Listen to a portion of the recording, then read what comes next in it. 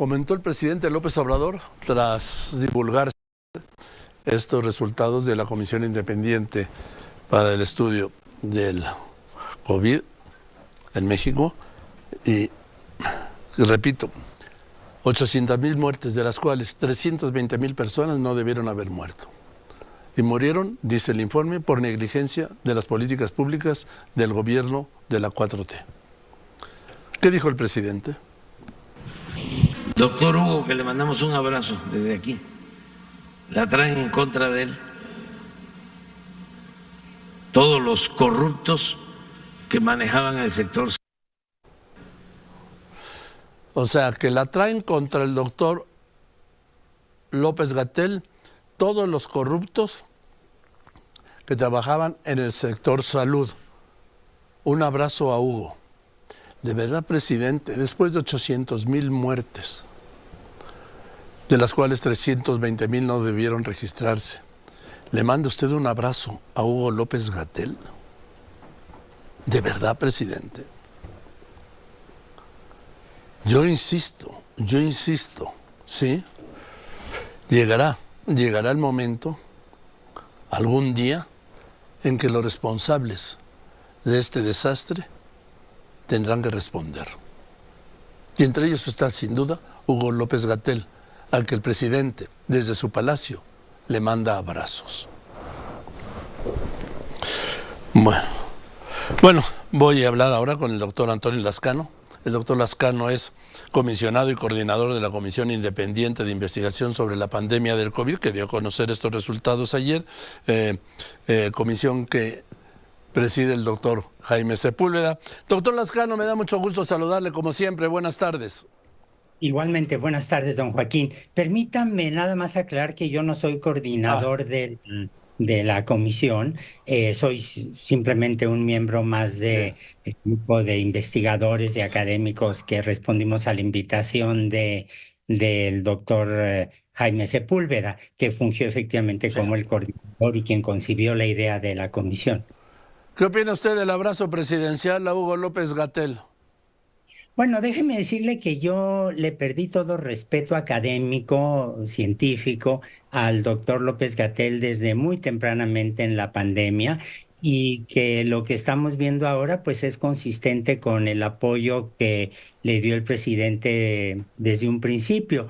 A mí, francamente, pues no puedo decir que me inspira desprecio el doctor López-Gatell, pero ciertamente no me inspira ningún respeto, ninguna consideración. Es un ser humano, no supo cumplir con sus funciones, cometió errores terribles y desde luego que la comisión no pretende atribuirle ninguna responsabilidad a ninguna persona en particular, sino a los problemas de gobernanza que tuvo el gobierno para manejar la pandemia. Bien, pero cuando estamos hablando de 800,000 muertes, 320,000 muertes, 320,000 personas que no debieron haber muerto, cuando estamos hablando de casi 5,000 integrantes del sector salud, médicos, enfermeras, ayudantes, químicos, ¿sí?, que murieron, el número 1 de muertes del sector salud en el mundo, cuando estamos hablando de 215,000 huérfanos de padre o madre, ¿no hay un responsable, Yo creo que hay muchos responsables. Y yo creo que una forma que existe en un país democrático de ejercer la justicia es a través de las urnas. Eso es un arma poderosísima que todos tenemos. Ahora, el contenido de las conclusiones son devastadoras para el gobierno de la 4T. Son devastadoras para el gobierno de la 4T, son devastadoras para gobernantes de otras entidades. Por ejemplo, mencionaba don Leopoldo Espejel en el reportaje que antecedió esta charla entre usted y yo, cómo en la Ciudad de México se convierte en uno de los picos, en una de las zonas de mayor mortalidad entre diciembre del 2020 y enero de 2021, cuando efectivamente contra la propaganda que afirma que aquí se tomaron medidas científicas y se atendió la opinión de los expertos que lo sabía y que estaban asesorando ciertamente a la jefa de gobierno. Sin embargo, o se mintió o no se hizo caso a los datos concretos o se trastocaron a propósito los resultados del semáforo de emergencias que había, ¿no? Del semáforo sanitario.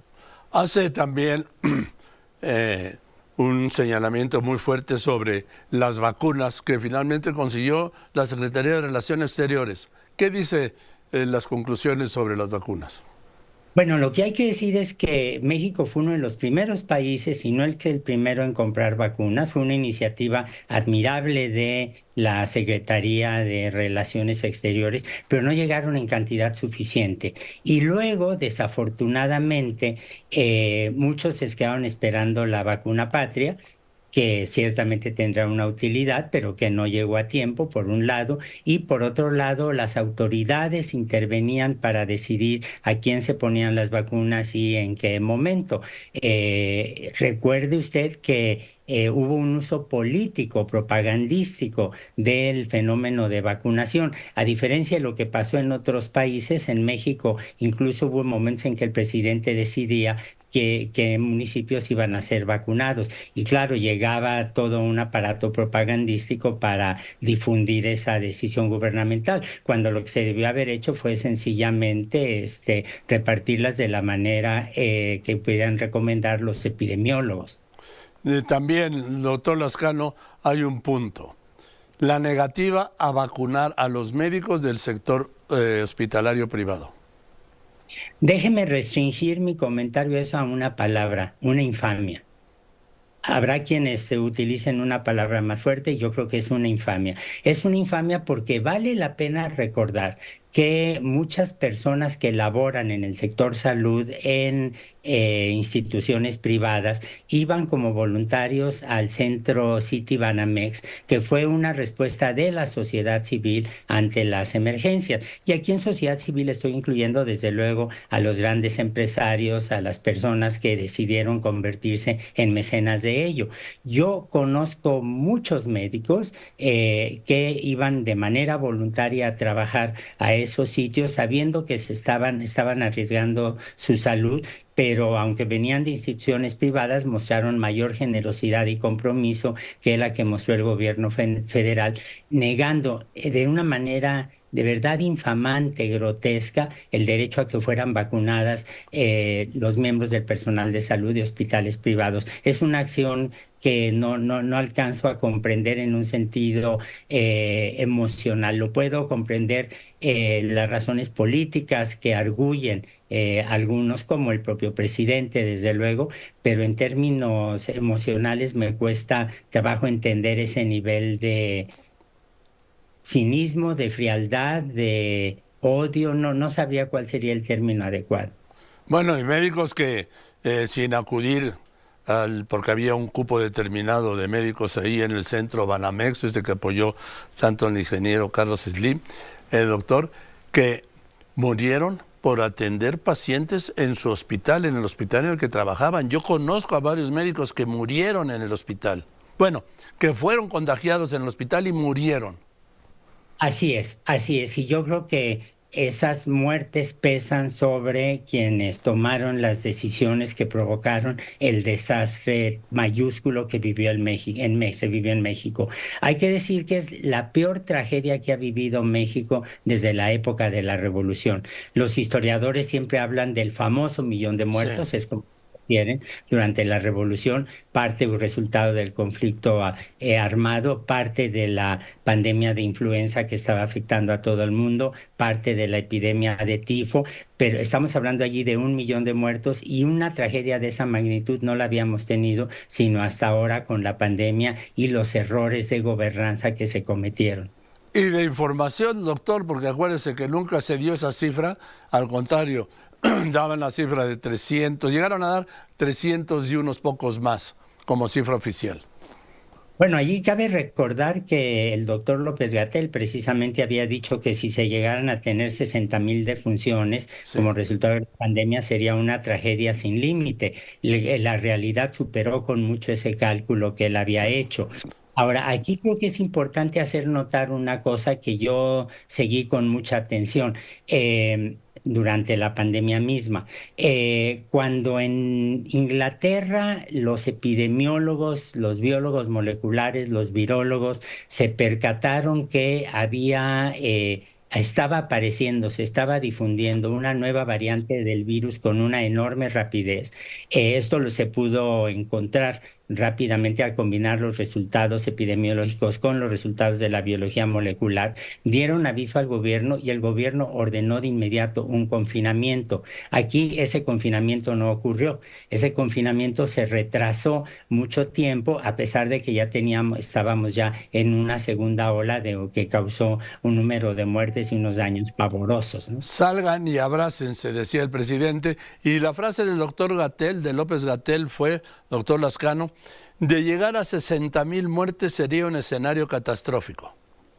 Así es, yo creo que como subestimó todo el gobierno, el impacto, los efectos que iba a tener la pandemia. Hay que entender que se estaba contendiendo con un patógeno nuevo, con un virus nuevo, que es parte de una familia de virus que ya existen. Aquí valdría la pena decir que todos los virus nuevos que hemos descubierto pertenecen a grupos ya previamente definidos. Es muy raro que aparezca un virus totalmente novedoso y teníamos ya para entonces los elementos para saber cómo se transmitía, cuáles eran las precauciones que había que tomar y esas fueron despreciadas por los gobernantes. El desprecio, el desdén del gobierno federal hacia esos conocimientos se tradujo en muertes y en muertes que están perfectamente documentadas. Ahora, doctor Lascano, doctor Antonio Lascano, ya se tienen las conclusiones de esta comisión. ¿Y ahora qué sigue? Porque ya vio que los batearon, ¿sí? Bueno, yo no sé mucho de béisbol, pero sí sé que hay batazos que no sirven para ocultar la realidad. Y creo que eso es exactamente lo que está pasando ahora. Las conclusiones son muy claras y yo creo que hay que estudiarlas para evitar errores equiparables en el futuro.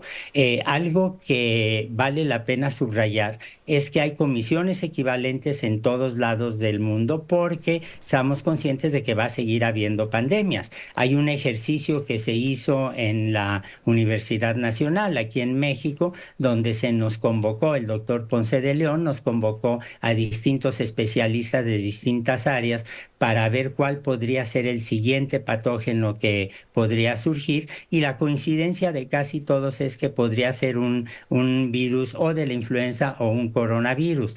Hace 4 o 5 días, en una revista muy importante, un grupo de la Unión Europea analizó también exactamente las mismas preguntas y llegó a la conclusión que el próximo patógeno que podría causar una pandemia sería o el virus de la influenza, una variante de virus de la influenza o un coronavirus.